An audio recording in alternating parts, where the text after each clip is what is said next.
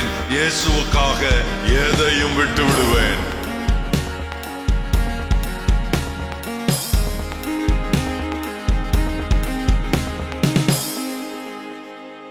எல்லாரும் வாயை திறந்து ஜெபம் பண்ணுங்கள்.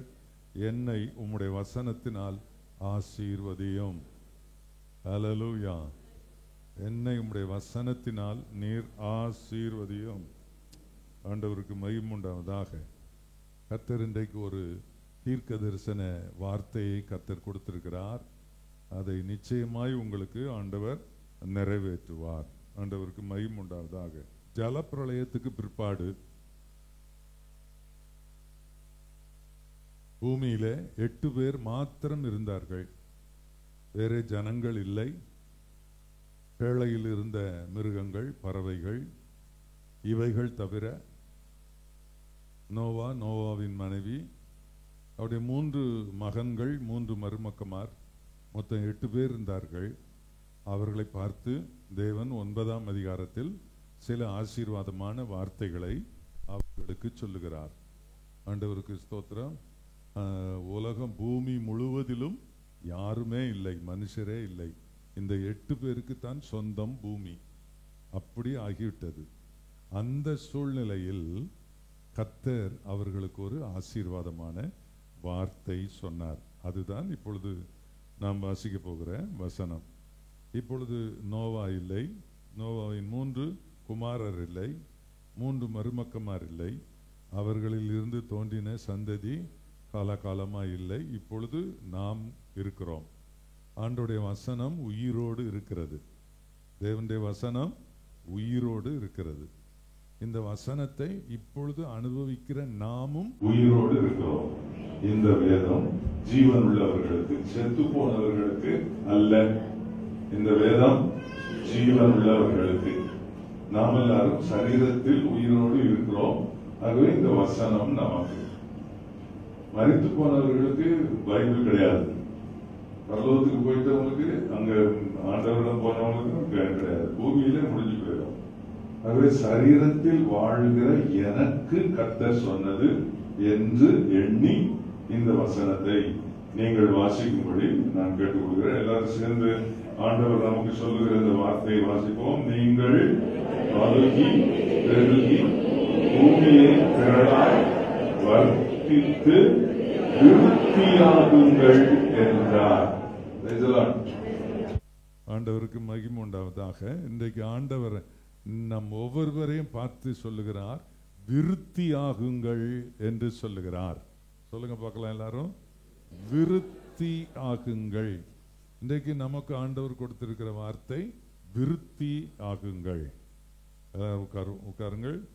ஆண்டவருக்கு மகிமை உண்டாவதாக. சில குறிப்புகள். இது உங்களுக்கு அப்படியே உங்களுக்குன்னு கர்த்தர் கொடுத்த வசனம். இது பைபிள்ல இருக்கிற வார்த்தை தான். அந்த வார்த்தையை ஆண்டவர் என்னிடம் கொடுத்து உங்களுக்கு ஆண்டவர் கொடுக்கிறார். இது வேதத்தில் எழுதப்பட்டதா இருந்தாலும் தேவனிடத்திலிருந்து வருகிற நேரடி வார்த்தை, ரேமா என்று சொல்லுவார்கள். தேவனுடைய வாயிலிருந்து வருகிற வார்த்தை. Praise the Lord.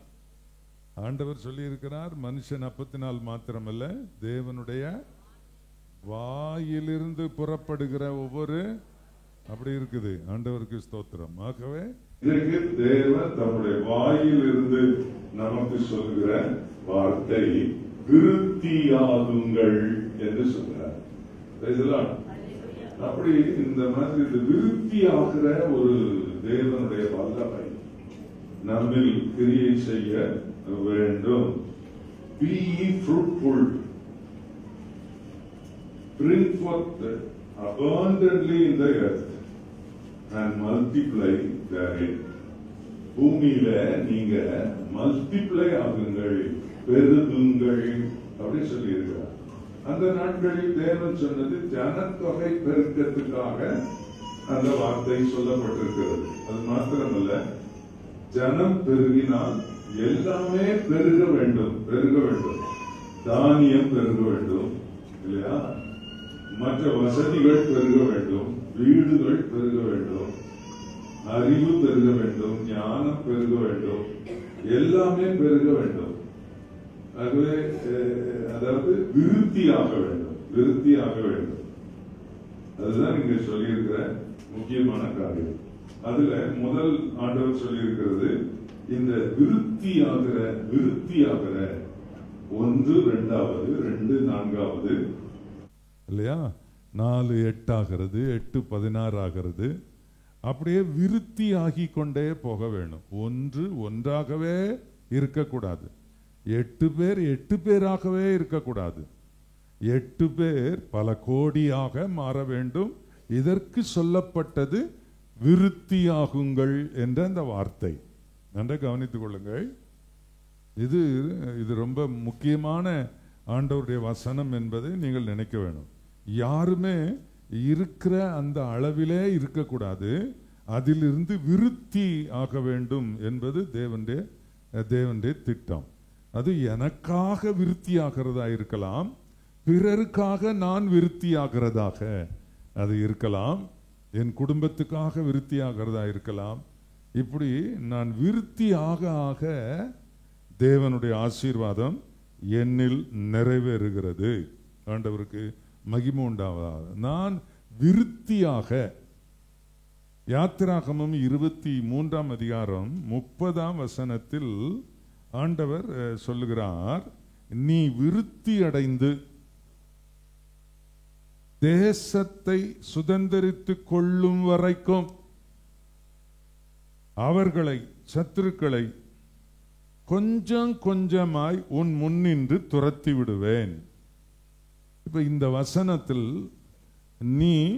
நீ விருத்தி அடைந்து தேசத்தை சுதந்தரித்துக் கொள்ளும் வரைக்கும், அப்படியானால் அதற்கு முந்தியுள்ள வாக்கியங்களை நாம் வாசித்தால்தான் நமக்கு இந்த வசனத்தின் பொருள் நமக்கு புரியும். யாத்திராகமம் 23ஆம் அதிகாரம் 25ஆம் வசனத்திலிருந்து உங்களுக்கு நான் வாசிக்கிறேன். உங்கள் தேவனாகிய கர்த்தரையே சேவிக்க கடவீர்கள்.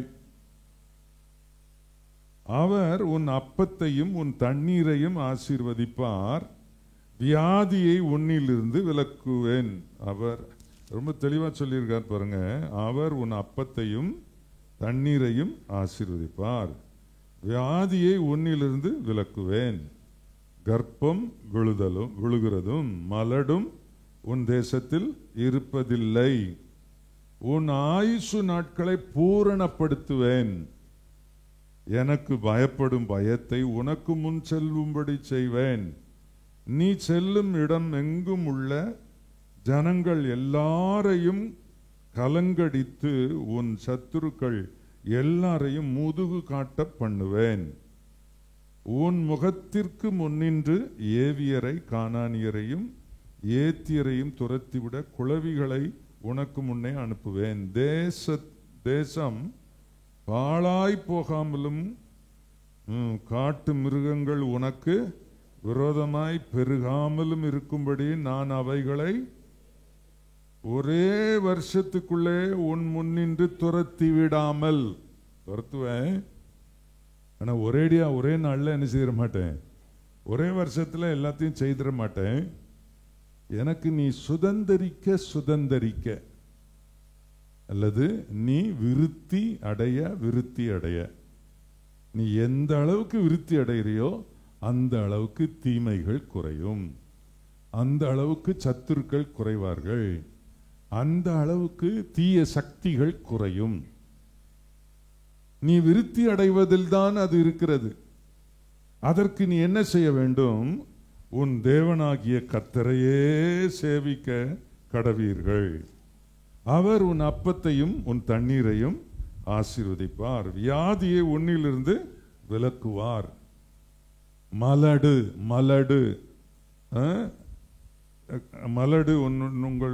உங்களில் இருப்பதில்லை. அற்ப ஆயுசில் மாண்டு போகிறவர்கள் இருக்க மாட்டார்கள். பூரண ஆயுசு நான் கொடுப்பேன். இப்படியெல்லாம் நான் செய்வேன். அதை தொடர்ந்துதான் ஆண்டவர் சொல்லுகிறார், நீங்கள் விருத்தி அடைந்து தேசத்தை சுதந்தரித்து கொள்ளும் வரைக்கும் நான் அவர்களை, தீமைகளை, சத்துருக்களை கொஞ்சம் கொஞ்சமாய் நான் அவர்களை அகற்றி விடுவேன். என்று கர்த்தர் சொல்லியிருக்கிறார். இதில் கவனிங்கள், எந்த ஒரு நன்மையுமே முழுவதும் ஒரே நாளில் நமக்கு வந்து சேருவதில்லை. நீங்கள் அதை கவனிக்க வேணும். எப்பொழுது என்னில் நான் விருத்தி அடைய தொடங்குகிறேனோ அது கர்த்தருடைய ஆசீர்வாதம். நான் என்றைக்கு இயேசுவையே என் இரட்சகரையே என் ஆண்டவரையே சேவிக்க நான் தீர்மானித்தேனோ அன்று நான் விருத்தி அடைய ஆரம்பித்தேன். நான் என்றைக்கு விருத்தி அடைய ஆரம்பித்தேனோ கொஞ்சம் கொஞ்சமாய் தீமைகள் என்னில் குறைய ஆரம்பித்தது. நான் அனுபவித்துக் கொண்டிருந்த 100 மடங்கு துன்பம் நான் கிறிஸ்துவுக்குள் அவருடைய ஆசீர்வாதத்தினால், அவருடைய வழிநடத்துதலினால், அவருடைய போதனையினால், அவரை ஆராதிக்கிறதுனாலே, அவரை சேவிக்கிறதுனாலே நான் ஆண்டவருக்குள், நான் கிறிஸ்துவுக்குள் விருத்தி அடைய ஆரம்பித்தேன்.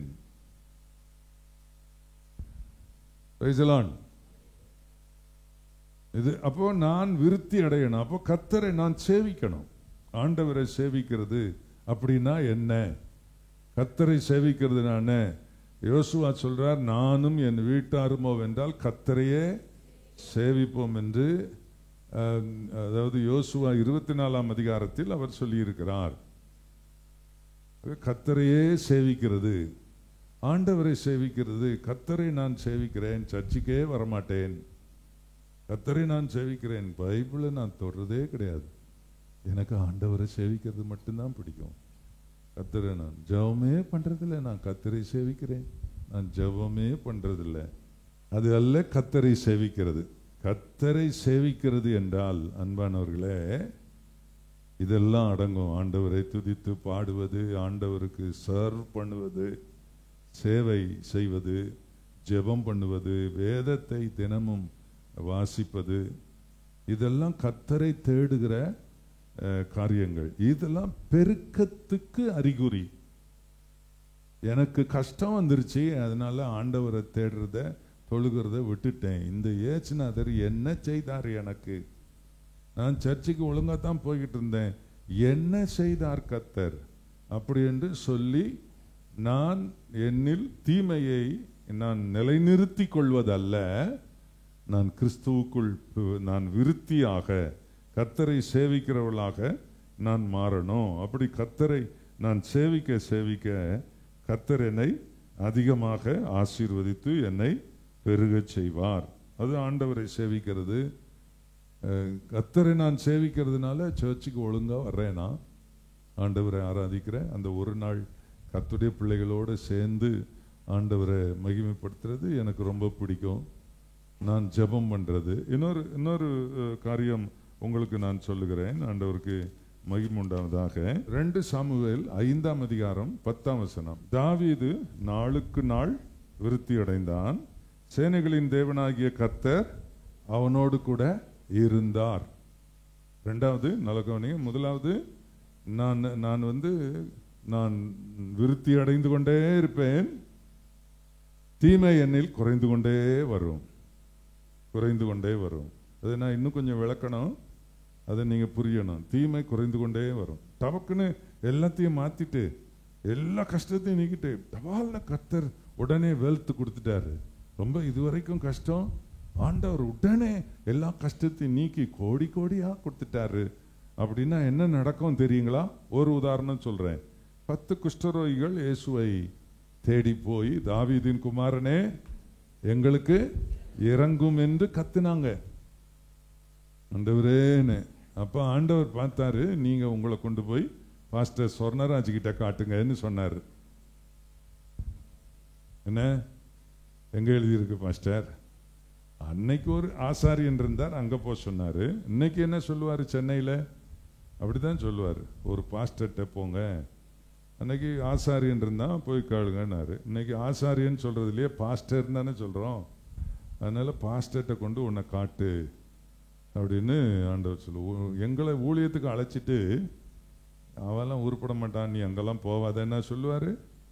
சிலர்கிட்ட சொல்றாரு, நீ பாஸ்டர்கிட்ட எல்லாம் போவாதன்னு. அது என்னவா எனக்கு புரிய மாட்டேங்க. அது சாத்தான் தான் அப்படி சொல்லுவான். ஆண்டவருக்கு மகிமை உண்டாவதாக. இங்க போறாங்க. சரின்னு உடனே சரி ஆசாரியர் காட்டினாருன்னு எல்லாம் போனாங்க. போகையில எல்லாம் என்ன செய்தான், எல்லாம் சுருங்கின கை, தேஞ்ச கையை வரலாம் வளர்ந்துருச்சு. ஆஹா, நல்ல ஐட்டம், இனிமே எவனும் நமக்கு தேவையில்லை, நம்ம போவோம் நம்ம வழியான்னு அவ்வளவு பயல்களும் போயிட்டானுவ.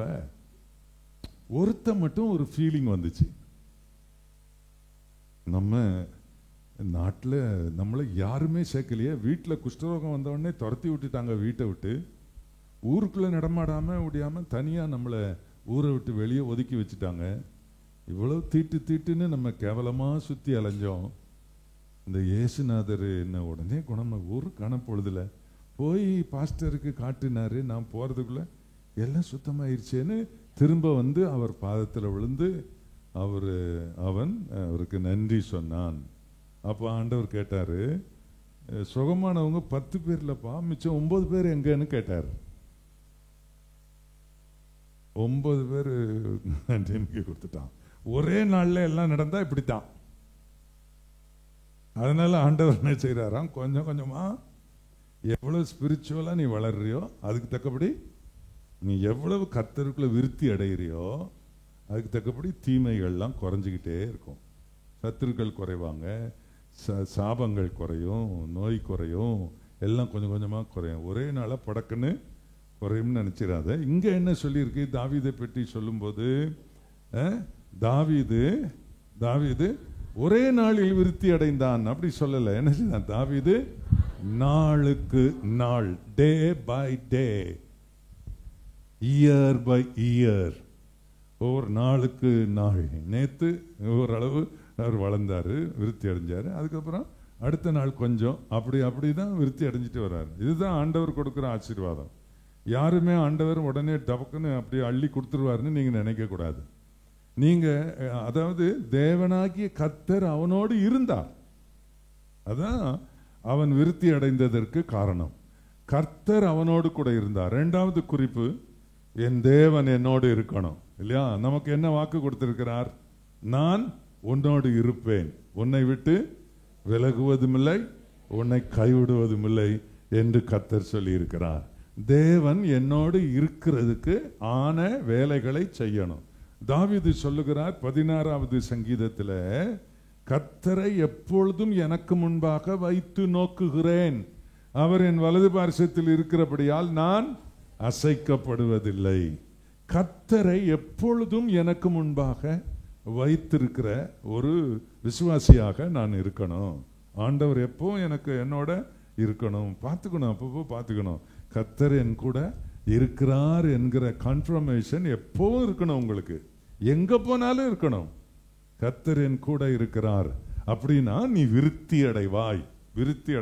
கர்த்தரை சேவித்தால் நீ விருத்தி அடைவாய். அது மாத்திரம் இல்ல, கர்த்தர் உன் கூட இருந்தால் நிச்சயமாய் நீ விருத்தி அடைவாய். ஆண்டவருக்கு மகிமை உண்டாவதாக. அடுத்து ஒரு குறிப்பு, ஆண்டவருக்கு ஸ்தோத்திரம். ஆதியாகமம் 26ஆம் அதிகாரம் 12, 13, 14 3 வசனங்களை நான் வாசிக்கிறேன். இது ஈசாக்குக்கு சொல்லப்பட்டது. இப்ப ஈசாக்கு இல்ல, நான் தான் இருக்கிறேன், நீங்க தான் இருக்கிறீங்க. நமக்கு என்ன, அந்த தேசத்துல ஈசாக்கு அந்த தேசத்துல விதைத்தான். கர்த்தர் அவனை ஆசீர்வதித்ததினால், அது ரொம்ப முக்கியமானது, ஆசீர்வதித்ததினால், அண்டர்லைன் பண்ணணும் அதை, ஆசீர்வதித்ததினால் அந்த வருஷத்தில் 100 மடங்கு பலன் கண்டான். அடுத்த வசனம், அவன் ஐஸ்வர்யவனாகி ஒரே நாளில் விருத்தி அடைந்தான், இல்ல வர வர விருத்தி அடைந்தான். 3 வசனம் சொல்லிட்டேன் பார்த்தீங்களா.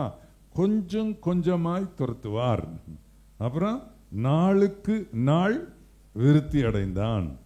இங்க ஈசாக்கு வர வர வர வர விருத்தி அடைந்தான், மகா பெரியவனானான். அவனுக்கு ஆட்டு மந்தைகளும் மாட்டு மந்தையும் அநேக பணிவிடைக்காரர் இருந்தபடியால் பெலிஸ்தியர் அவன் மேல் பொறாமை கொண்டார்கள். பெலிஸ்தியர்னா யார் தெரியுமா? மாம்சமானவன். பெலிஸ்தியர்னா நம்ம எதிர்த்து போராடுகிறவன், நம்முடைய முன்னேற்றத்தில் விருப்பம் இல்லாதவன். வீட்டுக்குள்ளேயே இருப்பான் பெலிஸ்தியன், பக்கத்து வீட்டிலே இருப்பான் பெலிஸ்தியன், வேலை ஸ்தலத்திலையும் பெலிஸ்தியன் இருப்பான். நம்மளை சூழவும் பெலிஸ்தியர்கள் இருப்பார்கள். இந்த பெலிஸ்தியர் கண்டு பொறாமைப்படுவார்கள். அந்த அளவுக்கு இந்த ஈசாக்கு விருத்தி அடையும்படி செய்தார். உங்களையும் கர்த்தர். இதுல என்ன தேவைன்னா, கர்த்தர் ஆசீர்வதித்ததினால் தான் ரொம்ப முக்கியமானது. மூன்றாவது குறிப்பு நீங்கள் கவனிக்க வேண்டியது, ஆண்டவர் கர்த்தர் என்னை ஆசீர்வதித்தால் நான் விருத்தி அடைவேன். கர்த்தரை நான் சேவித்தால் நான் விருத்தி அடைவேன். கர்த்தர் என்னோடு இருந்தால் நான் விருத்தி அடைவேன். கர்த்தர் என்னை ஆசீர்வதித்தால் நிச்சயமாய் விருத்தி அடைவேன். நான் அதாவது வர வர அப்படியே விருத்தி ஆகிக்கொண்டே போகும்.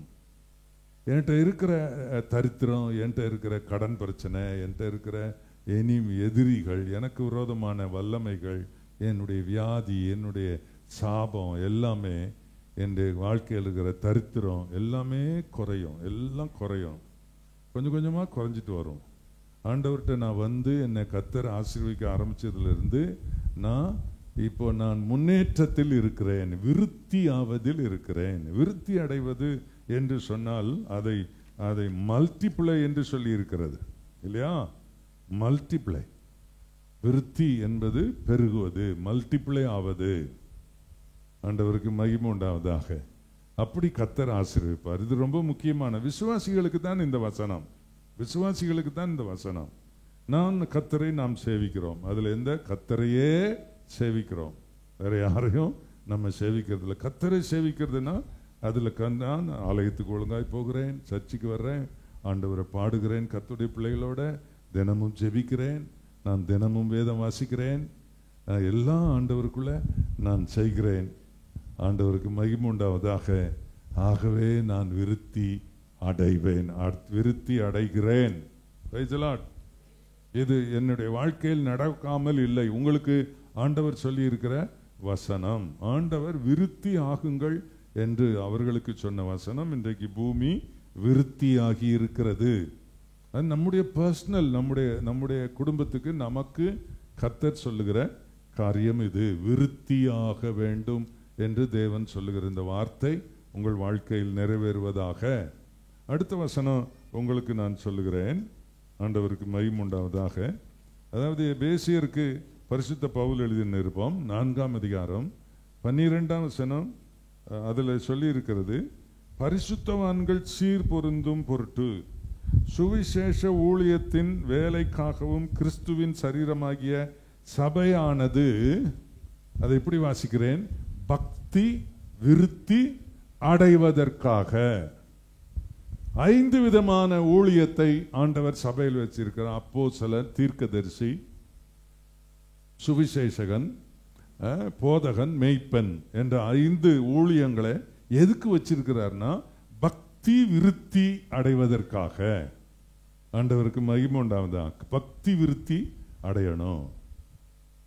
நல்லா கவனிங்க. நிச்சயமா கர்த்தர் அந்த அந்த அந்த விருத்தி அடைகிற என்ன பக்தி விருத்தி எப்படி அடையும்? பக்தி விருத்தி எப்படி அடையும்? ஆண்டவருக்கு ஸ்தோத்திரம். ஆரம்ப நாட்களில் நான் பைபிள் வாசிக்கும் போது பைபிளை திறந்து கண்ணை மூடி விரலை எடுத்து ஒரு குத்தி அந்த வசனத்தை பார்ப்பேன். அதை வாசிச்சுட்டு பைபிள் வாசிட்டேன்னு நான் போயிடுவேன். ஆனா பக்தி, என்னுடைய பக்தி குறைஞ்சதுன்னா நான் என்ன செய்திருப்பேன், அதுக்கப்புறம் பைபிளையே தொட்டிருக்க மாட்டேன். நான் சிலருக்கு பக்தி குறையுது. பக்தி குறையிறதுக்கு என்ன அடையாளம்? முன்னெல்லாம் ஒழுங்கா சர்ச்சுக்கு வந்துருந்தவங்க இப்போ மாசத்துக்கு ஒரு தடவை கம்யூனியன் வீக் மட்டும் வர்றது, அதுக்கப்புறம் மற்ற வாரங்கள்லாம் வர்றதில்லை. அதுக்கப்புறம் பைபிள் நல்லா வாசிச்சுட்டு இருந்தவங்க இப்போ பைபிளை திறந்தாலே தூக்கம் வருது. இதெல்லாம் பக்தி குறையுதுன்னு அர்த்தம். ஜெபம் பண்ணவே பிடிக்கிறது இல்லை. ஜெபம் பண்ண யாரும் ஜெபம் பண்ணாலும் எனக்கு அது சந்தோஷமா இல்லை. ஆனால் முன்னால் நல்லா ஜெபம் பண்றதெல்லாம் ஆர்வமா இருந்துச்சு, இப்போ இல்லை. பக்தி குறையுது. பக்தி குறையக்கூடாதுங்க, பக்தி விருத்தி அடையணும். அதுக்கு தான் ஆண்டவர் சபையை வச்சிருக்கிறாரு, ஊழியங்களை வச்சிருக்கிறாரு. முன்ன நான் வேத வசனத்தில் ஏதாவது ஒரு வசனத்தை அப்படி தொட்டு நான் வாசிப்பேன். இப்போ அப்படி இல்லை, 3 அதிகாரம் வாசிக்கிறேன். நான் இப்போ கொஞ்சம் அதிகமாக வாசிக்கிறேன். முன்னெல்லாம் நான் ஜெபம் பண்ணுவேன். என்ன ஜெபம்னா, ஆண்டவரே எனக்கு நிறைய வேலை இருக்கு, உமக்கு தான் எல்லாம் தெரியுமே, ஸ்தோத்திரம் ஆமேன் அப்படின்னு போயிட்டு இருந்தேன். இந்த ஜெபத்துக்கு என்ன பேர் தெரியுங்களா? ஆத்திரம் தோத்திரம் ஆமேன். எனக்கு நிறைய வேலை இருக்கு, ஆத்திரம், அதனால உமக்கு தோத்திரம். ஆமேன், முடிஞ்சிச்சு. இப்படித்தான் ஆரம்பத்தில் ஜெபம் இருந்துச்சு. ரொம்ப பேர் இப்படி ஆத்திரம் தோத்திரம் ஆமேன்னு சொல்றது இல்லை. ஆனா ஜெபம் ஆத்திரம் தோத்திரம் ஆமேனா தான் இருக்குது. என்னன்னா டக்குன்னு முடிக்கணும். சாப்பிட்றதுக்கு கூட 15 நிமிஷம் ஆகும். நான் ஜெபம் பண்றதுக்கு 1 நிமிஷம் கூட ஆகக்கூடாது. டக்குன்னு முடிக்கணும். அப்படித்தான் இருந்தேன் ஆரம்பத்தில். இப்போ நான் ரொம்ப நேரம் முழங்கால் போட்டு ஜெபம் பண்றேன். 1/2 மணி நேரம் ஜெபம் பண்ணி முடிச்சு பார்த்தா 1/2 மணி நேரத்துக்கு மேல ஆயிடுச்சு. ஆஹா, இவ்வளவு நேரம் போனதே தெரியலையே. பக்தி விருத்தி ஆயிடுச்சு. பக்தி விருத்தி ஆயிருக்கான்னு பாருங்கயா. பக்தி விருத்தி ஆயிருக்கா? பக்தி சுருங்கி இருக்கான்னு பாருங்க. பக்தி நிறைய வேலை இருக்கு. இந்த பாஸ்டருக்கு என்ன ஒரு வேலை கிடையாது. அவருக்கு பக்தி விருத்தி ஆகும், என்னமும் ஆகும். நமக்கு எவ்வளவு வேலை இருக்கு. நம்ம என்ன ஜெபம் பண்ணிட்டா இருக்க முடியும் அப்படின்னு சொன்னாலே உனக்கு ஏதோ கிறுக்கு இருக்குன்னு அர்த்தம். விருத்தி ஆகிற வழியில இருக்கணும். மல்டிப்ளிகேஷன் எங்க இருக்கோ அந்த பவர் எப்போ உன்கிட்ட வேலை செய்யணும். பக்தி விருத்தி ஆகணும், விருத்தி அடையணும். நீங்க குறைஞ்சிருந்தீங்கன்னா, நான் சொன்னேன் இல்லையா, எனக்கு நான் 19 வயசுல எனக்கு ஆரம்பிச்ச பக்தி இன்னைக்கு வர வர வர வர விருத்தி அடைந்து நான் எவ்வளவு இதுவா இருக்கிறேன். கர்த்தருக்கு மகிமை உண்டாவதா. ஆண்டவருக்கு எனக்கும் அது தெரியும். நிச்சயமா பக்தி விருத்தி அடையணும். எந்த காரணத்துக்காகவும் நான் என்னுடைய பக்தி விருத்திக்கு ஏதுவான காரியங்கள்ல விட்டுறக்கூடாது. எல்லா ஊழியங்களும் என்னுடைய பக்தியை விருத்தி செய்வதற்காக கர்த்தர் கொடுத்திருக்கிறார். ஆண்டவருக்கு மகிமை உண்டாவதாக. இன்னும் நான் அடுத்த குறிப்பு உங்களுக்கு நான் சொல்லுகிறேன். ஆண்டவருக்கு மகிமை உண்டாவதாக. இயேசுநாதரை பற்றி பாருங்க. நம்ம ஆண்டவர் இயேசுவை குறித்து சொல்லும்போது அங்க என்ன சொல்லுங்கன்னா, லூக்கா சுவிசேஷம் 2ஆம் அதிகாரம் 52ஆம் வசனம். ஆண்டவருக்கு மகிமை உண்டாவதாக இல்லையா? 2ஆம் அதிகாரம் 52ஆம் வசனம். இயேசுவானவர் வாசிங்க. இயேசுவானவர் ஞானத்திலும் வளர்த்தியிலும் தேவ கிருபையிலும் மனுஷர் தயவிலும் அதிகமாய் விருத்தி அடைந்தார். ஆண்டவருக்கு ஸ்தோத்திரம். இது ரொம்ப முக்கியமானது. ஞானம் விருத்தி அடையும். இயேசுநாதருக்கு, இயேசுநாதருடைய பிள்ளைங்க நமக்கு, அவருக்கு என்ன விருத்தி அடைந்ததோ அதே காரியம் நமக்கும் விருத்தி அடையணும். மக்குகளா இருக்கக்கூடாது. என்ன அது, அதாவது நல்ல கவனிங்க, அறிவில்லாம இருக்கக்கூடாது, ஞானம் இல்லாம இருக்கக்கூடாது, புத்தீனமா நாம இருக்கக்கூடாது. நாம நல்ல ஞானிகளா இருக்கணும். ஞானம் விருத்தி அடையணும். கிறிஸ்து நமக்கு ஞானத்தில் நல்ல வளர்த்தியை தருவார். ஞானத்தில் விருத்தி. அப்புறம் வளர்த்தினா ஸ்ட்ரக்சர், வளர்த்தினா சரீர பிரகாரமான ஆசீர்வாதங்கள். அதுல ஆண்டவர் நல்லா இருந்தார். அவர் தான் அந்த நாட்களில் இருந்ததுல ஆண் அழகனே அவர் தான். ஜீசஸ் பிக்சர்லாம் சிலது காட்டுறானுங்க, அவனுக்கு மூஞ்ச பார்த்தாலே குரங்கு மாதிரி இருக்கு. ஒரு அழகான ஆளை ஜீசஸுக்கு நடிக்க வைக்க கூட இவனுங்களுக்கு தெரியல. உலகத்திலே அழகானவர் இயேசுதான். ஆண்டவருக்கு மகிமை உண்டாவதாக இல்லையா? அவருடைய அழகுக்கு ஒப்பான அழகுள்ளவர்கள் யாருமே பூமியில் இல்லை. அவர் சாயல் எனக்கு இருந்தாலும் அவர் அழகு போல் வருமா? ஆண்டவருக்கு மகிமை உண்டாவதாக இல்லையா? வளத்தில் ஆரோக்கியமானவர். நான் ரொம்ப ஆண்டவருக்குள்ள விருத்தி அடைகிறேன். ஆனா என்கிட்ட இருக்கிற நோய் என்னை விட்டு போக மாட்டேங்குது. என்ன, சர்ச்சுக்குள்ள வந்தாலும் லொக்குன்னு தான் இருக்கிறேன். எங்க போனாலும் லொக்குன்னு தான் இருக்கிறேன். எனக்கு இந்த கஷ்டம் போக மாட்டேங்குது. நான் மற்றதெல்லாம் விருத்தி ஆகிறேன். இல்லை, வளர்த்தியில என்னுடைய ஸ்ட்ரக்சர், என்னுடைய சரீர பிரகாரமாக நான் எல்லாத்துலேயும் நான் நல்ல ஆரோக்கியமா இருக்கிறேன். நல்ல வளர்ந்துருக்கிறேன். நல்ல ஸ்ட்ராங்கா இருக்கிறேன். நல்ல பேச்சாற்றல் எனக்கு இருக்கு. நல்ல பலன் இருக்கு. கர்த்தர் இதை செய்வார். இதெல்லாம் கிளைம் பண்ணுங்க. ஆண்டவர் இயேசுவுக்கு இருந்தது. அது மாத்திரம் இல்லை, எனக்கு தேவ கிருபையும் மனுஷர் தயவும் இருந்துச்சு. தேவ கிருபை இருக்கிறன்றதுக்கு ஒரு அடையாளமே மனுஷர் தயவு தான். பலர் உனக்கு உதவி செய்ய முன்ன வருவாங்க. யாருமே இல்லைன்னா அனாதைன்னா அப்படி இல்லை. கர்த்தர் உனக்கு உதவி செய்யும்படி அநேகரை ஆண்டவர் தருவார். கர்த்தருக்கு மகிமையுண்டா. உதவி செய்கிறவர்கள் பலர் உன் வாழ்க்கையில் பெருகுவார்கள். தேவ கிருபை பெருகும், மனுஷர் தயவு கிடைக்கும்.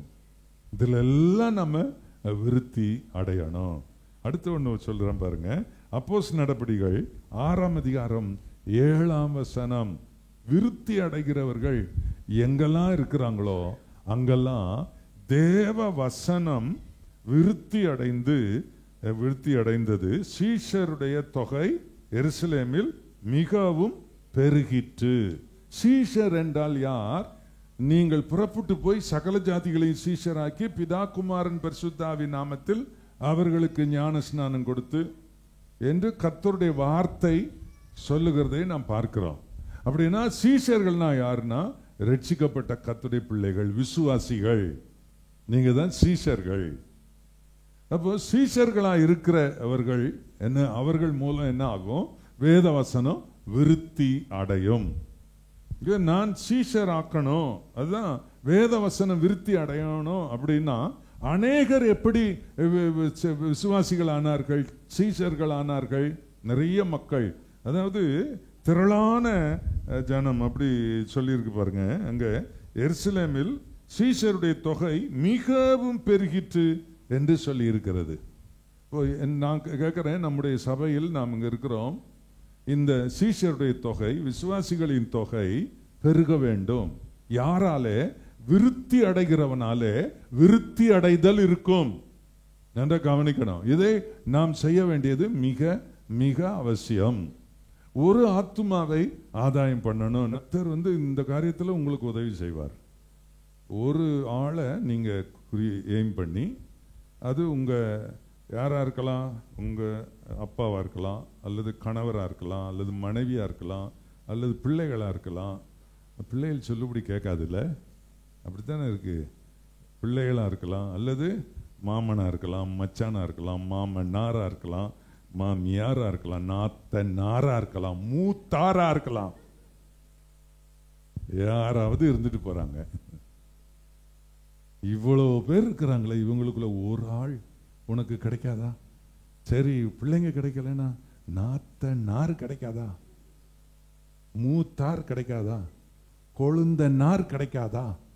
மைத்துனர் கிடைக்காதா? அண்ணி கிடைக்க மாட்டாளா? அண்ணன் கிடைக்க மாட்டானா? அண்ணன், அண்ணி, மைத்துன, மச்சான், மாமன் கணக்கு பார்த்தா உனக்கு இருக்கிறவங்க 100 பேருக்கு மேல இருக்கிறாங்க. அதுல ஒரு ஆள் கிடைக்க மாட்டாங்களா? ஆண்டவருக்கு ஸ்தோத்திரம். உங்க மேல விருத்தியாகும் அந்த கிருபையை கர்த்தர் தருவேன்னு சொல்லி இருக்கிறார். விருத்தியாகிற அந்த கிழமை. விருத்தியாகிறதுனா எப்படி? நான் ஒருவனாய் இந்த ஆலயத்துக்கு வந்தேன், நான் இப்பொழுது ஒருவனாய் இல்லை, நான் 10 பேர் என் மூலம் இந்த ஆலயத்துக்கு வருகிறார்கள், 20 பேர் வருகிறார்கள், 100 பேர் வருகிறார்கள் என்று சொல்லக்கூடியதுதான் நான் விருத்தி அடைகிறது. வேத வசனம் விருத்தி அடைகிறது. சீஷர்கள் தொகை பெருகுகிறது. ஆண்டவருக்கு மகிமை உண்டாவதாக. இப்ப இவ்வளவு பேர் எழுந்து நிக்கிறீங்க. நெசமாவா எழுந்து நிக்கிறியா? நெசமாவா? பாஸ்டர், உங்களெல்லாம் சாட்டிஸ்ஃபை பண்ணணும், நாங்க எழுந்து நிக்கல, நிஜமா தான் எழுந்து நிக்கிறேன்னு சொல்றவங்க வலது கையை உயர்த்துங்க பார்ப்போம். நல்லா உயர்த்து காட்டுங்க. எழுந்து நிக்கிறவங்க சிலர் வலது கையை உயர்த்தல, பார்த்தீங்களா? ஏன்? நல்ல உயர்த்துமா, நான் உயர்த்திருக்க மாதிரி. ஓகே, இத்தனை கைகளும் ஆத்துமாவா மாறினா 400 பேருக்கு ஞானஸ்நானம் கொடுத்துடலாம். இப்போ கைகளை கீழே போடுங்க. எதுக்கு நான் வலது கையை உயர்த்த சொன்னேன்? ஏசாயா 41:13 வாசிங்க. தேவனாய் இருக்கிற கர்த்தராகிய நான் உன் வலது கையை பிடித்து, உன்னு இருக்கா இல்லையா, உன் வலது கையை பிடித்து பயப்படாதே, நான் உனக்கு துணை நிற்கிறேன் என்று சொல்லுங்க. எதுக்கு துணை நிற்கிறாரு? பணம் சம்பாதிக்கிறதுக்கா? அதுக்கெல்லாம் இருப்பாரு. இப்போ நீங்க ஒரு தீர்மானம் எடுத்திருக்கிறீங்களே, இதை நீங்க செய்து முடிக்கிறதுக்கு கர்த்தர் சொல்றாரு. இதுதான் நான் இந்த வசனத்தை இதுல தான் கனெக்ட் பண்றேன். கர்த்தர் சொல்றாரு, ஒரு ஆத்துமாவை ஆதாயம் பண்றதுக்கு தீர்மானித்த என் மகளே, உன் வலது கையை பிடித்து பயப்படாதே, நான் உனக்கு துணை நிற்கிறேன் என்று சொல்லுகிறேன். அப்படின்னா என்ன? நீ முயற்சி செய்தியனா அதை ஆண்டவர் சக்சஸ் ஆக்குவார். இப்போ உங்க வலது கையை உயர்த்தி ஆண்டவர்கிட்ட கொடுங்க. நல்லா உயர்த்தி கொடுங்க. இப்படிலாம் வச்சுன்னா பிடிக்க மாட்டார். இப்படி நல்லா கையை உயர்த்து, நான் உயர்த்தி இருக்கேன் பாரு, கை உயர்த்தி இப்போ ஒரு கண்ணை மூடி ஒரு ஜெபம் பண்ணு. ஆண்டவரே, நான் ஒரு ஆத்துமாவை, எனக்கு ஒரு ஆத்துமாவை நீ தரணும். நல்ல வலது கத்தை உயர்த்தி எல்லாம் வாய் சொல்லுங்க. இப்போ கர்த்தர் உன் கையை பிடித்து உன்னை பார்த்து சொல்றாரு, என் மகளே, என் மகனே, நீ எனக்காக நீ இந்த காரியத்தை செய்ய நீ ஒப்பு கொடுத்ததுனால நான் என் வலது கையை நீட்டி உன் வலது கையை பிடித்து, பயப்படாதே என் மகளே, பயப்படாதே என் மகனே, நான் உனக்கு துணை நிற்கிறேன். நீ ஒரு ஆத்துமாவை கேட்டாய், நான் உனக்கு ஒரு குடும்பத்தை கொடுப்பேன், உனக்கு நான் பலரை கொடுப்பேன். ஆண்டவர் ஆசீர்வதிக்கிறார். எத்தனை பேர் விசுவாசிக்கிறீர்கள்? ஆண்டவருக்கு ஸ்தோத்திரம் சொல்லுங்க. அப்படியே வலது கையை உயர்த்தி கொண்டே, கர்த்தர் உன் கையை பிடிச்சிருக்கிறார். கர்த்தர் உன் கையை பிடிச்சு நம்பு விசுவாசி. கர்த்தர் உன் கையை பிடிச்சிருக்கிறார். ஆமா, நிஜமானது, வசனம் நிஜமானது, கர்த்தருடைய வார்த்தை நிஜமானது. நிச்சயமா கர்த்தர் உன்னை ஆசீர்வதிப்பார். ஆமென். ஆண்டவரே உமக்கு ஸ்தோத்திரம். கர்த்தர் உங்களுக்கு வாய்க்க பண்ணுவார். ஆண்டவருக்கு ஸ்தோத்திரம். நீங்க எல்லாரும் ஒரு ஆத்துமாவை கூட்டிகிட்டு வர்றீங்க. அல்லேலூயா. எத்தனை பேர் விசுவாசிக்கிறீங்க? நீங்க சொன்னது அது நடக்கும் பாஸ்டர், 400 பேர் ஞானசானம் எடுக்க முடியும் அப்படின்னு சொல்லி சிலர்லாம் இங்க திறமையானவங்க இருக்காங்க, பலர் ஆதாயம் பண்றவங்க. கர்த்தர் நிச்சயமா கிரியை செய்வார். அல்லேலூயா. வேத வசனம் விருத்தி அடைந்தது. வேத வசனம் விருத்தி அடையணும். எப்ப விருத்தி அடையும் வேத வசனம்? நான் சொல்லும் போது தான் அது விருத்தி அடையும். வேத வசனம் விருத்தி அடைந்தது, சீஷர்கள் தொகை விருத்தி அடைந்தது, சபை விருத்தி அடைந்தது. நாம் மத்திய ஆலயம் கட்டுகிறோம். ஆண்டவருக்கு மகிமை உண்டாவதாக. நாம் இன்னும் ஆயிரக்கணக்கான ஆத்துமாக்கள் விருத்தி அடைய தேவனுடைய ஆலயம் நிரம்பும். இன்னும் மிகப்பெரிய கூட்டங்கள் ஆண்டவரை ஆராதிக்க கூடி வர வேண்டும். ஆண்டவர் அப்ப நான் சொன்னா வசனம் விருத்தி அடையும். அதான் சீஷர்கள் எங்கும் திரிந்து, எங்கும் சுற்றி திரிந்து வசனத்தை சொன்னார்கள் என்று சொல்லியிருக்கு. வசனம், சுவிசேஷ வசனத்தை சொல்ல வேண்டும். வசனம் விருத்தியாக்க வேண்டும். நல்ல கவனிங்க. என் ஞானம் விருத்தியாக்க வேண்டும். அது மாத்திரம் இல்ல, என்னுடைய ஸ்ட்ரக்சர் நான் விருத்தியாக்கணும். ஹெல்த்தில், என்னுடைய வெல்த் எல்லாத்திலையும் நான் விருத்தியாகணும். ஆண்டவர் எனக்கு அந்த ஆசீர்வாதம் தருவார். எனக்கு தேவ கிருபை, மனுஷ தயவு. கர்த்தர் எசேக்கியாவோடு இருந்தால் அவன் போகுமிடமெல்லாம் காரியம் அனுகூலமாயிற்று அப்படின்னு சொல்லி இருக்குது. கர்த்தருக்கு ஸ்தோத்திரம். எனக்கு ரொம்ப ஆச்சரியமா இருக்குது, இந்த இடத்துக்கு போனா யார் இருப்பாங்களோன்னு. நம்ம போறதுக்கு முன்னாடி பாஸ்டர், பிரைஸ் தி லார்ட் பாஸ்டர்னு ஒருத்தர் வந்து நிக்கிறார். நீங்க என்ன? நான் இங்க தான் வேலை செய்யறேன். நீங்க என்ன வந்தீங்க பாஸ்டர் அப்படின்னு கேட்கிறாங்க. ஹெல்ப் பண்றதுக்கு ஆயத்தமா கர்த்தர் வச்சிருக்கார். மனுஷருடைய தயவு நமக்கு கிடைக்கும். நீங்க என்ன நினைக்க கூடாது, எனக்கு அவங்க தயவு தேவையில்லை, இவங்க தயவு தேவையில்லைன்னு சொல்லக்கூடாது. விருத்தி அடைய மனுஷருடைய தயவு நமக்கு வேண்டும். உங்களுக்கு வேண்டியவர்கள் இருக்கணும். உங்க குடும்பத்து ஆட்களுடைய தயவு உங்களுக்கு வேண்டும். உங்களுடைய சகோதரர்கள், உங்களுடைய கணவனுடைய வீட்டார் தயவு உனக்கு வேணும். மனைவியுடைய வீட்டார் தயவு உங்களுக்கு வேண்டும். சபையில் உள்ள மற்ற விசுவாசிகளுடைய ஒத்தாசை உங்களுக்கு வேண்டும். அப்படி பலருடைய, மனுஷருடைய தயவு நமக்கு வேணும். இயேசுவே மனுஷர் தயவில் விருத்தி அடைந்தார் என்று சொல்லி இருக்கிறது.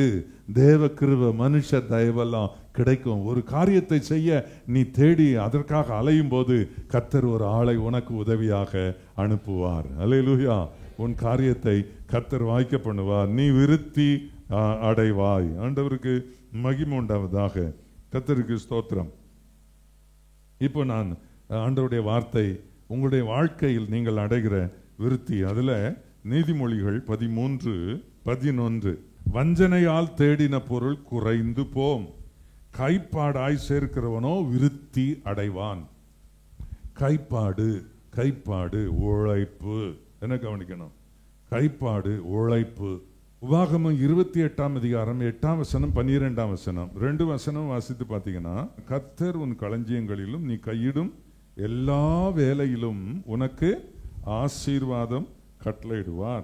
12ஆம் வசனம், ஏற்ற காலத்தில் உன் தேசத்திலே மழை பெய்யும், நீ கையிட்டு செய்யும் வேலைகளை எல்லாம் ஆசீர்வதிக்கவும் கர்த்தர் உனக்கு தமது நல்ல பொக்கிஷ சாலையாகிய வானத்தை திறப்பார். அநேகம் ஜாதிகளுக்கு கடன் கொடுப்பாய், நீயோ கடன் வாங்காதிருப்பாய்.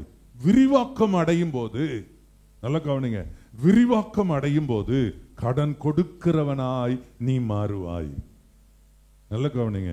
நான் இன்றைக்கு உங்களுக்கு ஒரு ஆலோசனை சொல்லுகிறேன். நீங்கள் நிச்சயமாய் விருத்தி அடைவீர்கள். It's a prophecy. இது தீர்க்க தரிசனம். இது சாதாரண வார்த்தை அல்ல. இது நான் ஆண்டவரிடத்துல ஒவ்வொரு வாரமும் நான் கேட்கிறேன், என்ன ஜனங்களுக்கு நீங்க சொல்ல போறீங்க அப்படின்னு கேட்கிறேன். நான் என் மனதில் பலது தோன்றும். ஆனா பிளாஷ் அடிக்கிற மாதிரி ஒரு செய்தியை கர்த்தர் எனக்கு கொடுப்பார். நான் இந்த 50 வருடமும் இதைத்தான் நான் ஆண்டவர்கிட்ட நான் பெற்றிருக்கிறேன். இந்த 50 வருடமும் நான் பிரசங்கம் பண்ணும்போது சர்ச்சில் ஆண்டவர் எனக்கு என்ன கொடுக்கிறார் அதைத்தான் உங்களுக்கு போதிக்கிறேன்.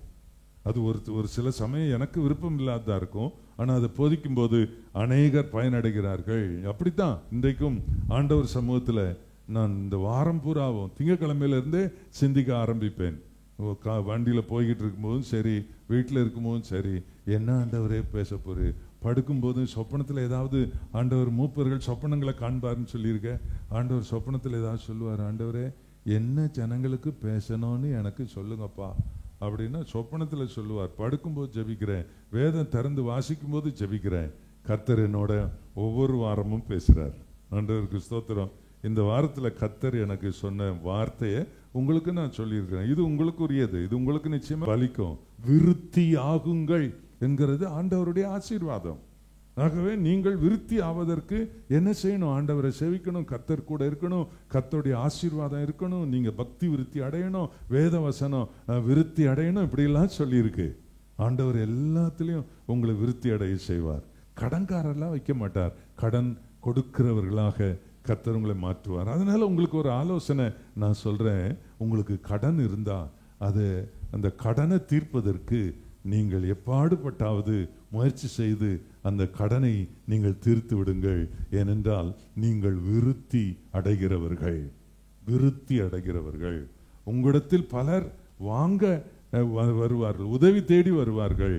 ஆனால் உங்களை உதவி செய்கிறவர்களாக கர்த்தர் மாற்றுவார். ஆண்டவருக்கு ஸ்தோத்திரம்.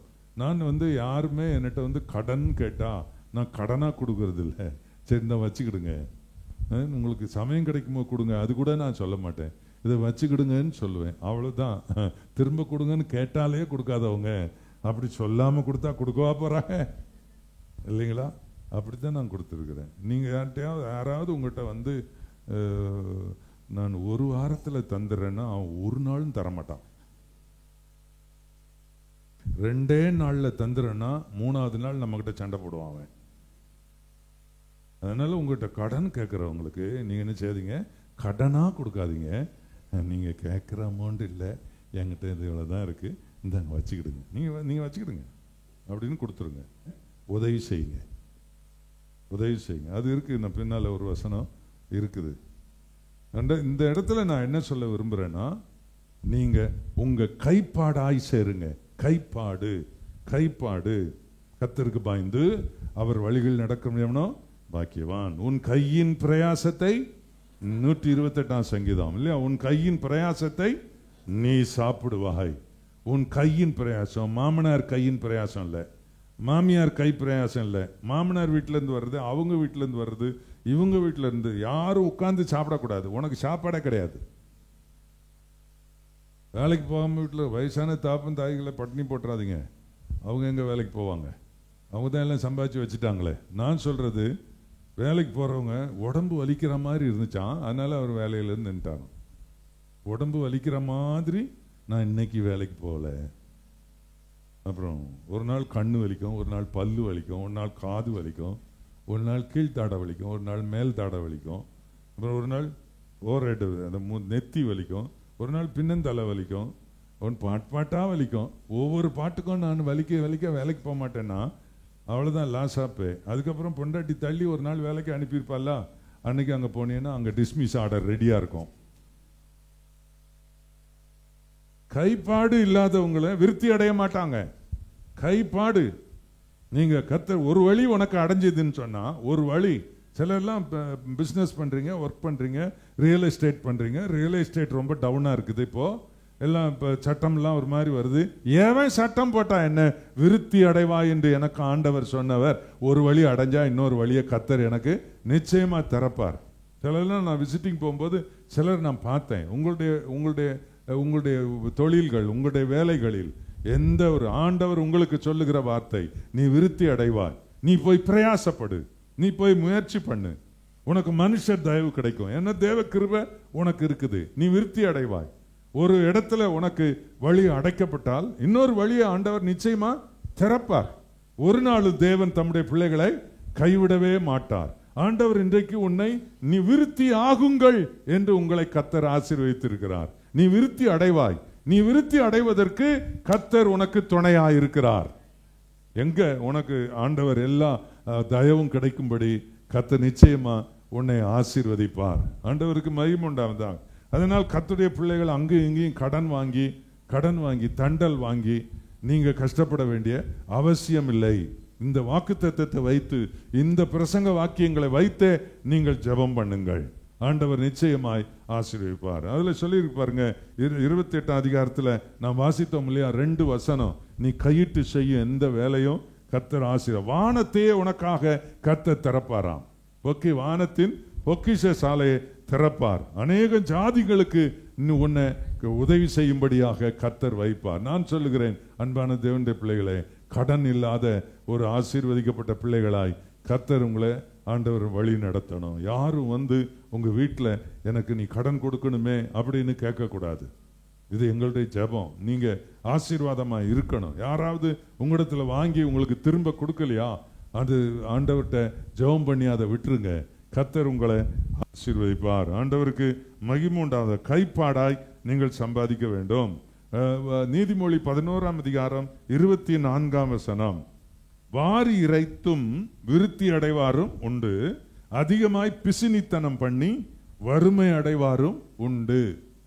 சொல்லியிருப்பாருங்க, பைபிள்ல சொல்லி இருக்கு பிசினின்னு, பிசினித்தனம். என்ன அதைத்தான் நான் சொல்றேன், பிசினாரி அப்படின்னு சொன்னாலும் தப்பு இல்லை. பைபிள்ல இருக்கு. என்னன்னா ரொம்ப பிசினித்தனம் பண்ணக்கூடாது. இதில் ரொம்ப கவனமா இருக்கணும். தேவன் நம்மை பிறரிடம் கையேந்தி நிற்கல, பிறருக்கு உதவி செய்ய கர்த்தர் என்னை ஆசீர்வதித்து விருத்தி அடைய செய்வார். எத்தனை பேர் விசுவாசிக்கிறீர்கள்? எத்தனை நல்ல ரொம்ப பேர் விசுவாசிக்கலையோ எழுதுறீங்களா குறிப்பு? நல்ல கையை வைத்தி நிச்சயமாய் நான் விருத்தி அடைவேன் சொல்லுங்க. வாயை திறந்து நான் விருத்தி அடைவேன், வர வர விருத்தி அடைவேன், நாளுக்கு நாள் விருத்தி அடைவேன், கொஞ்சம் கொஞ்சமாய் விருத்தி அடைவேன். நிச்சயமா ஆண்டவர்கிட்ட சொல்லுங்க, கொஞ்சம் கொஞ்சமாய் நீங்கள் விருத்தி அடைவீர்கள், நாளுக்கு நாள் விருத்தி அடைவீர்கள், வர வர நீங்கள் விருத்தி அடைந்து கொண்டே போவீர்கள். இது கர்த்தர் உங்களுக்கு கொடுத்திருக்கிறது. எல்லாம் சொல்லுங்க, ஏனென்றால் நான் கர்த்தரையே சேவிக்கிறேன், ஏனென்றால் கர்த்தர் என்னோடு கூட இருக்கிறார். ஆண்டவருக்கு ஸ்தோத்திரம். ஏனென்றால் நான் ஆண்டவர் மேல இருக்கிற விசுவாசத்துல, பக்தியில நான் விருத்தி அடைந்திருக்கிறேன். ஆண்டவருக்கு கர்த்தர் என்னை ஆசீர்வதித்திருக்கிறார். ஆகவே நான் விருத்தி அடைந்து கொண்டே போவேன். ஆமென். நிச்சயமாக. அதனால் நான் என்ன செய்யணும்? உதவி செய்யணும். உதவி செய்யணும். பக்கத்து வீட்டில் ஒருத்தர் சாப்பாடு இல்லாம உட்கார்ந்து இருக்கிறாங்க. உன் வீட்டில் மட்டன் பிரியாணி வேகுது, வாசனை பக்கத்து வீட்டுக்கு போகுது, சாப்பாடு உன் வயிற்றுக்குள்ள போகுது. ஒண்ணும் இல்லாம இருக்கிறவங்க வெறும் வாசனை தான்.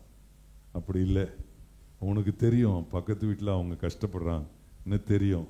அதனால நீ செய்த சாப்பாடை சந்தோஷமா எடுத்துட்டு போ. அவனுக்கு கொடுக்கலனா எனக்கு வயிற்ற வலிக்கும்னு சொல்லிட்டு கொடுக்காத. அப்படி சொன்னா கண்டிப்பா வலிக்க தான் செய்யும். என்ன செய்? உதவி செய்யணுன்ற நோக்கத்தோட மற்றவங்களுக்கு கொடு. சிஸ்டர் திரும்பி பாருங்க, அந்த சிஸ்டரை திரும்பி பாருங்க. அந்த சிஸ்டர் உடுத்திருக்கிற புடவை நல்லா இருக்கா? சூப்பரா இருக்கு. யார் எப்படி நல்ல புடவை உடுத்திருக்கு அந்த சிஸ்டர்? நான் தான் வாங்கி கொடுத்தேன். விளங்குவியா நீ?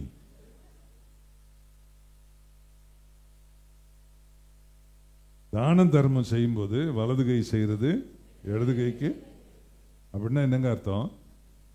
வலது கை செய்து இடது கைக்கு தெரியும். இந்த கைக்கு தெரியாம செய்ய முடியுமா? ஒரே சரீரத்தில் தானே இருக்குது. வலதுன்னா நானே வலது கை தான். நானு என் பக்கத்துல ஒண்ணு இருக்கு, இடது கை. அது லெப்ட் ஒண்ணு பக்கத்துல இருக்கு. அது வேற யாராவது மாமியாரா இருக்கலாம், மாமனாரா இருக்கலாம், பொண்டாட்டியா கூட இருக்கலாம். அது லெப்ட் கொடுக்காது. கஞ்ச பிசினாரி, பிசினித்தனம். நான் ரைட்டு எப்பவும் கொடுக்குறவன். நான் ரைட் எப்பவும் கொடுக்குறது. ஆனால் நான் கொடுக்கறது அவங்களுக்கு தெரியக்கூடாதுன்னு ஆண்டவர் வேதத்தில் சொல்லியிருக்காரு. இதுன்னு பாஸ்டர் ஒழிச்சு மறைச்சி நான் பைபிளில் சொல்லியிருக்கிறது தான் நான் சொல்கிறேன். வலது கை செய்கிறது இடது கைக்கு தெரியக்கூடாது. கெட்ட குணம் உள்ளவங்களுக்கு, பிறருக்கு உதவி செய்கிற சுபாவம் இல்லாதவங்களுக்கு, உதவி செய்யும் சுபாவம் உள்ளவர்கள் இந்த வசதி இந்த செய்தேன் அதை செய்தேன்னு சொல்லக்கூடாதான். அதான் தெரியக்கூடாதுன்ற சொல்லக்கூடாது. நீங்க செய்ததை கர்த்தர் பார்க்கிறார். அப்படி செய்தா நீங்க என்ன செய்வீங்க? விருத்தி விருத்தி இல்லையா? வாரி இறைத்து விருத்தி அடைவார் உண்டு. அதிகமாய் பிசினித்தனம் பண்ணி வறுமை அடைவார். கர்த்தருடைய பிள்ளைகள் வறுமை அடையும் குறுகும் அந்த சூழ்நிலையில் இருக்கக்கூடாது. ஆண்டவருக்கு ஸ்தோத்திரம். வறுமை அல்ல, என்னுடைய பொருளாதாரம் நாளுக்கு நாள் விருத்தி அடையும். நான் என்னுடைய வாழ்க்கையில் எல்லா நன்மைகளிலும் வர வர விருத்தி அடைந்து கொண்டே போவேன். ஆண்டவருக்கு ஸ்தோத்திரம். ஒரே நாள்ல இல்லை, இந்த சர்ச்சுக்கு வரும்போது 10 வருஷத்துக்கு முன்ன வந்தேன், 15 வருஷத்துக்கு முன்னால வந்தேன். இந்த சர்ச்சுக்கு வரும்போது நான் எப்படி இருந்தேன், கர்த்தர் இந்த சர்ச்சுக்கு வந்த அடுத்த நாள்ல எனக்கு இவ்வளோ கொடுத்தாருன்னு அப்படி சொல்லக்கூடியவங்க யார் இருக்கீங்களா? அப்படி ஆண்டவர் செய்ய மாட்டார். ஆனா இவ்வளவு நாள் ஆயிடுச்சு, கர்த்தர் நாளுக்கு நாள் நாளுக்கு நாள் கர்த்தர் என்னை விருத்தி அடைய செய்தார். அந்த அந்த அந்த பவர் ஆஃப் மல்டிப்ளிகேஷன் என்னை கிரியை செய்துக்கிட்டே இருக்குது. அது அப்படி கொஞ்சம் கொஞ்சமா வளர்ந்துக்கிட்டே இருக்குது. நானும் கிறிஸ்துவுக்குள்ள பக்தி விருத்தி அடைந்து கொண்டே வருகிறேன். தேவ வசனம் என் மூலம் விருத்தி அடைகிறது. அதனால விருத்தி அடைகிறதுல ஸ்ட்ராங்கா இருக்கிறேன். என்னை யாரும் அசைக்க முடியாது. ஏன்னா கர்த்தர் என்னை கொஞ்சம் கொஞ்சமா என்னுடைய வாழ்க்கையில தீமையை அகற்றி பொல்லாப்பு அகற்றி என்னை விருத்தி அடைய செய்திருக்கிறார். கர்த்தருக்கு மகிமை உண்டாவதாக. ஆகவே நான் விருத்தி அடைவேன், நிச்சயமாய் நான் விருத்தி அடைவேன். எத்தனை பேர் விசுவாசிக்கிறீர்கள்? என்னுடைய வாழ்க்கையில் நீர் ஆண்டவரே விருத்தி அடைய விருத்தி ஆகுங்கள் என்று நீர் சொன்ன அந்த ஆசீர்வாத வார்த்தையை எனக்காக நீர் சொன்னீர்னு நான் எடுத்துக்கொள்ளுகிறேன். எல்லாரும் வாய் திறந்து ஜெபம் பண்ணுங்க. ஹல்லேலூயா. உன் குடும்பம் விருத்தி ஆகும். பிள்ளைகள், படிக்கிற பிள்ளைகள் ஞானத்திலே விருத்தி ஆவீர்கள், வளர்த்தியிலே விருத்தி ஆவீர்கள், தேவ கிருபையிலே விருத்தி ஆவீர்கள், மனுஷ தயவிலே விருத்தி ஆவீர்கள். உன் கையிடும் தொழிலை கர்த்தர் ஆசீர்வதிப்பார். அவர் தன்னுடைய வானத்தின் பொக்கிஷத்தை திறப்பார். நீ விருத்தி அடைவாய், நீ விருத்தி அடைவாய். ஆண்டவருக்கு மகிமை உண்டாவதாக. பிறர் பொறாமைப்படுகிற அளவுக்கு கர்த்தர் உன்னை விருத்தி அடைய செய்வார். உன் குடும்பத்தில் உள்ளவர்கள் உன்னை பார்த்து பொறாமைப்படுற அளவுக்கு உன்னை விருத்தி அடைய செய்வார். உன்னை சுற்றிலும் பெலிஸ்தியர் இருக்கிறார்கள், உன் வீட்டுக்குள்ளே பெலிஸ்தியர் இருக்கிறார்கள், உன் உடன் பிறந்தவர்கள் உன்னை சுற்றிலும் பெலிஸ்தியர் இருக்கிறார்கள். பெலிஸ்தியர் உன்னை கண்டு பொறாமைப்படக்கூடிய அளவுக்கு கர்த்தர் உன்னை விருத்தி அடைய செய்வார். இது பரிசுத்த ஆவியானவருடைய வார்த்தை. எத்தனை பேர் விசுவாசிக்கிறீர்களோ நீங்கள் தைரியமா ஆண்டவர் சமூகத்தில் ஒப்பு கொடுங்க. வளர்த்தியில் விருத்தி அடைவீர்கள். வளர்த்தியில ஆண்டவருக்கு ஸ்தோத்திரம். சரீர பிரகாரமாக நீங்க வளருவதில்லை, நீங்க சாப்பிடுறதில்லை. கர்த்தர் உங்களுக்கு கொடுக்கிற எல்லா ஆரோக்கியம், நல்ல சுகம், நல்ல சமாதானம், நல்ல சந்தோஷம், சரீரத்துல நல்ல ஆரோக்கியமா ஆண்டவர் அதுல உன்னை விருத்தி அடையும்படி கர்த்தர் செய்வார். ஆண்டவருக்கு மகிமை உண்டாவதாக. பக்தி விருத்தி அடைவாய். பக்தி விருத்தி அடையும். உன்னுடைய பக்தி விருத்தி அடையும். எத்தனை பேர் விசுவாசிக்கிறீர்கள்? முன்பு போல அல்ல, இன்னும் அதிகமா ஜெபம் பண்ணுவ, அதிகமா கர்த்தருக்காக செய்ய கர்த்தர் உன்னை விருத்தி அடைய செய்வார். நீ விருத்தி ஆவாய். விருத்தி ஆகு என்று ஆண்டவர் சொல்லுகிறார். நீங்கள் விருத்தி ஆகுங்கள். ஆண்டவருக்கு மகிமை உண்டாவதாக. கடன் வாங்க அல்ல மகனே, கடன் கொடுக்க ஆண்டவர் உன்னை ஆசீர்வதிப்பார். நீ விருத்தி அடைவாய், நீ விருத்தி அடைவாய். பலர் பொறாமைப்படுகிற அளவுக்கு விருத்தி அடைவாய். வளர்த்தியிலே விருத்தி அடைவாய். நோய்களின் கூரை கர்த்தர் உடைக்கிறார். நோய்களின் கூறு உன் வளர்ச்சியை தடுக்கிற, உன்னுடைய வளர்ச்சியை தடுக்கிற அவிசுவாசம் நீங்குவதாக. உன் வளர்ச்சியை தடுக்கிற அவிசுவாசம் நீங்குவதாக. உன் வளர்ச்சியை தடுக்கிற எந்த எதிர் வல்லமையை நீங்குவதாக. ஆண்டவர் அதெல்லாம் அப்புறப்படுத்துவார்.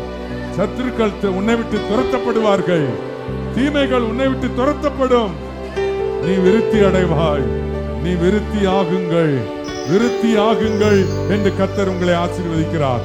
நீங்கள் விருத்தி ஆகுங்கள். இந்த பூமியிலே நீங்கள் விருத்தி ஆகுங்கள் என்று கர்த்தர் சொல்லுகிறார். ஆண்டவருக்கு மகிமை உண்டாவதாக.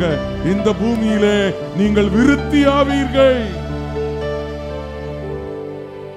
என் மகனே, என் மகளே, நான் உன் வலது கையை பிடித்து பயப்படாதே, நான் உனக்கு துணை நிற்கிறேன். நீ விருத்தி அடைவதற்கு நான் உன்னோடு கூட இருக்கிறேன். நாளுக்கு நாள் விருத்தி அடைவாய்.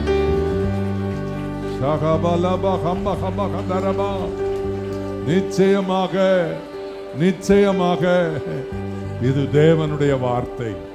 இது தேவனுடைய வார்த்தை. எத்தனை பேர் வாய் திறந்து ஆண்டவருக்கு நல்ல ஸ்தோத்திரம் பண்ணுங்க. நிச்சயமாய் விருத்தியாவே. நான் சிறுமை அடைவதில்லை, கர்த்தர் என்னை விருத்தி அடைய செய்வார். ஹல்லேலூயா. என் மூலம் வேத வசனம் விருத்தி அடையும். சொல்லுங்க, சீஷர்கள் தொகை விருத்தி அடையும், சபை விருத்தி அடையும், சபை விருத்தி அடையும். என் மூலம் ஆண்டவரே ஆத்துமாக்கள் ஆதாயம் பண்ணி சீஷர்கள் தொகை விருத்தி அடையும், வேத வசனம் விருத்தி அடையும். இந்த பூமியிலே விருத்தியாகுங்கள் என்று கர்த்தர் இன்றைக்கு நம்மை ஆசீர்வதித்திருக்கிறார். ஆண்டவருக்கு மகிமையாக நம்முடைய கைகளை கொட்டி கர்த்தரை நாம் மகிமைப்படுத்துவோம். ஆண்டவரே, எங்களுக்கு கொடுத்த இந்த வார்த்தையின்படியே கர்த்தருடைய வார்த்தை பலிக்கும், கர்த்தருடைய வார்த்தை பலிக்கும், தேவனுடைய வார்த்தை பலிக்கும், ஆண்டவருடைய வார்த்தை பலிக்கும். அவருடைய வார்த்தை உண்மையானது. அவர் சொன்னபடியே உனக்கு செய்வார்.